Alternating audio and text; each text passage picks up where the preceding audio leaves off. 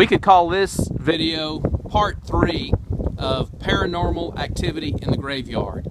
If you listen to one of the previous videos, I tell a story about what a prophet had told me about this particular cedar tree. And he had told me that there was a demon living in this knothole, and he could actually see the demon peering out at us. And a side note to that story, there's something unusual here on the ranch that I've noticed. All of my neighbors, all their property, they're full of cedar trees. And I asked him, why does my ranch not have cedar trees?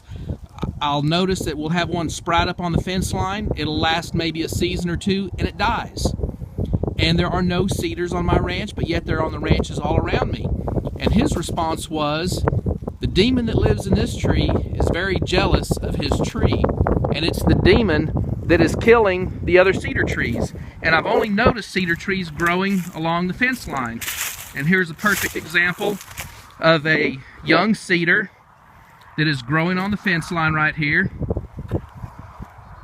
And that's as big as I've ever seen one survive. That tree right there is already over 6 foot tall. But I'm going to keep an eye on it for a few years and see if this cedar tree dies like all the others. And this fence line right here has had 3 or 4 cedars on it that I've noticed over the last several years. They'll all grow 3 or 4 feet and then they'll die. So who knows? That's just what I was told. And I'm also noticing that these trees, what could be an extension of the graveyard, it looks like they aren't going to make it through this season. I see that the bark is starting to fall off, which means these trees have died. These trees are very old, and the lady that checked the ground for graveyard, for tombstones, she suspects that there's people buried over here, but there were just too many trees in the area.